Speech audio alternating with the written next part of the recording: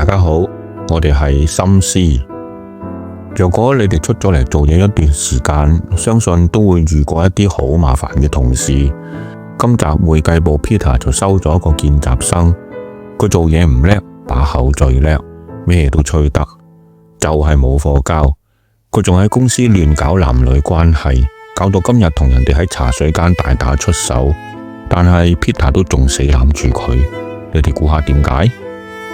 記得按個讚，分享俾朋友，又或者訂閱我哋嘅頻道，等多啲人聽到我哋嘅故事啦。今日一早有兩個同事喺茶水間大打出手，係兩男一女嘅感情問題。新加入會計部幾個月嘅見習生，呃咗個女同事上床之後就唔認數，個男同事就同佢出頭，結果就打起上嚟啦。呢個見習生係香港區老闆個仔，即係太子仔啦。之前已經喺好多個部門做過，表面上佢好靚仔噶，一睇就知道係富家子弟。但係同佢做過嘢嘅同事就知道佢係極品，講嘢好叻，但係做嘢又零輸出，對死期視若無睹。返咗公司咁多個月，都只係上個月單人匹馬搞掂咗個麻煩客，其餘嘅日子一啲嘢都冇交過。完全唔理同事嘅死活，夠鐘就走人。佢搞女同事都唔係第一次啦，不過搞到打交就係今日。呢啲行為令我諗起日本腦科專家中野信子寫嘅《病態人格》呢一本書。書裏面話，病態人格有啲特徵，例如為人機智、傲慢同不可一世，講嘢又容易得罪人。仲有，因為佢哋腦裏面用嚟控制情緒嘅杏仁核同一般人唔同，所以佢哋唔容易感覺到恐懼不安同緊張嘅情緒。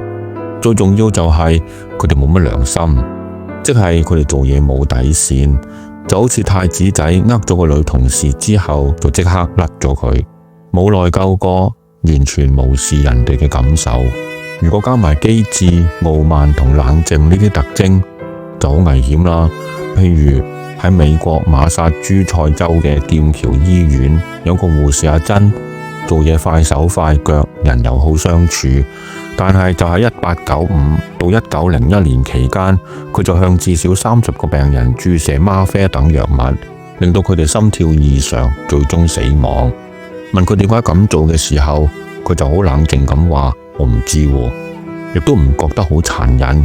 呢個就係病態人格嘅危險一面，佢哋可以喺表面正常嘅外表底下做出一啲極端嘅事。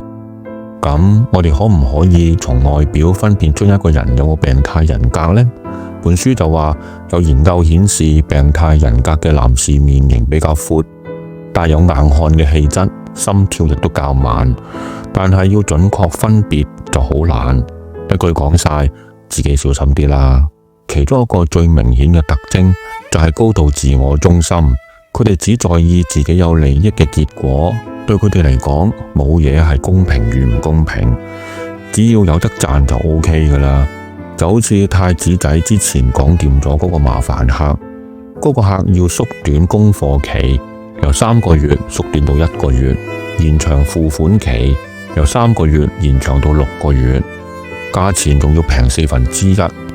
若果接咗嗰張單，同時就要加班，公司嘅風險亦都會增加。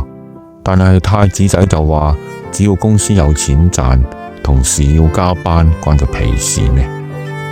雖然病態人格冇良心、高度自我中心同冇同理心，但係作者話佢哋喺社會上依然存在，係因為佢哋冷靜、冇畏懼同專注。有一啲工作真係只有佢哋先至做得比較好，例如打仗探險、處理危險物品、做間諜，又或者開公司做生意。而 Peter 就睇中咗太子仔呢一種潛力，決定將佢調去會計部旗下嘅收賬部。反正只要搞掂太子仔，就等於搞掂老闆。至於話佢喺公司亂搞男女關係同打交咯，關 Peter 屁事咩？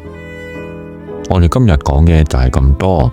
本書仲有其他有趣嘅細節，例如點解女士喺生理期容易吸引渣男，又或者世界上邊一度最適合病態人格嘅人住？